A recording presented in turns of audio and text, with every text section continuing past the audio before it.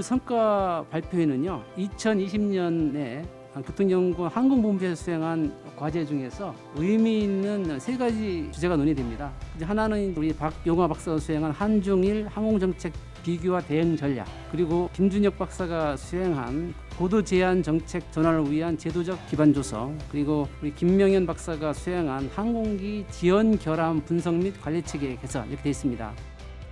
포스트 코로나 시대 항공시장의 변화 전망을 하는 데 있어서 지금 저희는 굉장히 좀 지엽적으로 본 상황이고요. 제가 생각했을 때 코로나 이전에 전 세계 항공시장의 어떤 중장기적인 변화 추이와 더불어서 코로나를 겪으면서 이렇게 단기적으로 나타나는 그 급격한 변동도 함께 복합적으로 고려해야 될 필요가 있지 않나라는 생각이 들었습니다. 이를 위해 현재 저희 연구진은 포스트 코로나 시대 항공 네트워크의 변화와 대응 전략이라는 주제로 지금 연구를 진행하고 있으며, 이 연구에서는 이 코로나의 어떤 변동 상황도 함께 고려를 하고 있다는 점을 좀 말씀드리겠습니다.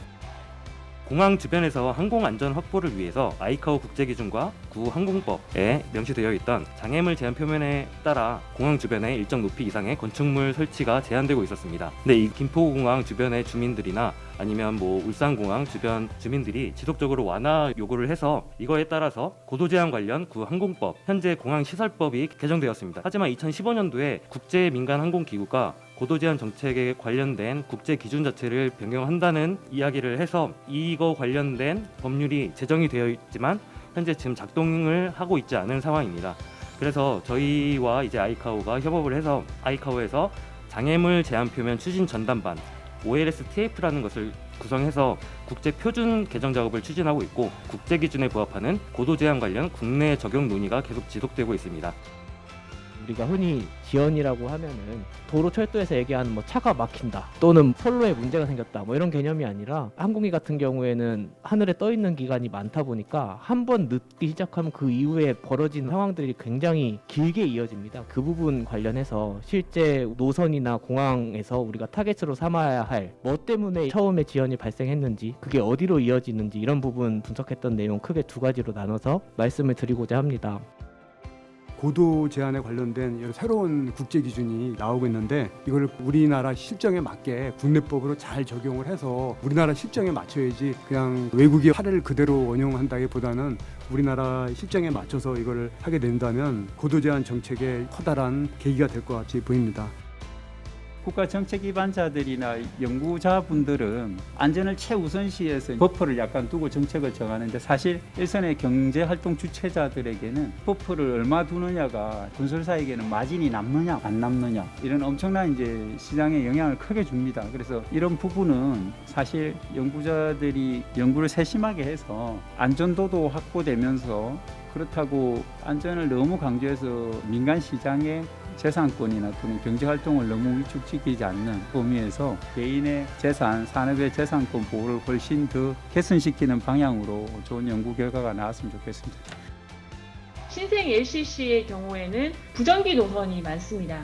지방공항에 부정기 노선이 많은데, 현재 운항 계획 같은 경우는 시즌 시작하기 한 일주일 전쯤에 국토부에 사업 인가를 받습니다. 그러다 보니까 항공사의 경우에는 인가를 받기 전까지는 항공권을 판매를 할 수가 없다 보니까, 이런 신생 LCC의 경우에 항공 예약이 끊어지고 팔 수 있는 기간이 짧다 보니까 경영에 도움을 주기 위해서는 시즌 정기 인가 일정을 조금 더 앞당겨서 신생 LCC의 경영에 좀 도움을 줄 수 있는 쪽으로 진행이 되었으면 하는 의견을 오늘 개진을 해봅니다. 파급 효과는 굉장히 중요한 의미를 갖죠. 저는 항공기에 지연이 발생하는 이유를 몇 가지로 생각을 하고 있는데, 첫 번째는 기상에 대한 부분, 특히 아까 말씀하셨던 것처럼 안전조도가 변하는 원인일 수도 있고, 또 한 가지는 항공사가 너무 타이트하게 스케줄을 버퍼를 거의 두지 않는다는 거예요. 그 말하는 연결편 지연에 의해서 파급 지연이 나타나는 그런 부분이 생각이 드는데, 어쨌든 이런 부분들을 상당히 개량적으로, 저는 처음이라고 생각이 들어요.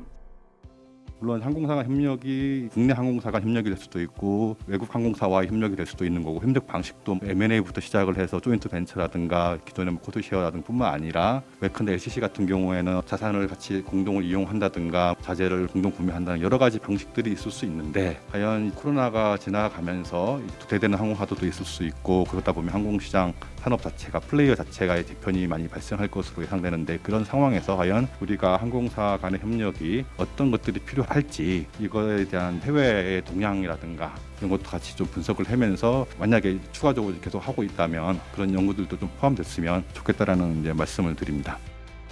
좀 어려운 상황이지만 정부, 국토교통부, 또 그리고 우리 연구원, 공항, 항공사, 산업계가 이 어려운 위기 시대에 함께 힘을 모은다면 사실 이 위기를 앞으로의 어떤 더욱더 성숙하고 또 경쟁력 있는 항공산업으로 우리가 만들어 가야 될 것이며 우리가 이렇게 함께 노력한다면 분명히 우리나라 항공산업이 과거 시대로 다시 회복을 하고 경쟁력을 확보할 것으로 저는 확신하고 있습니다.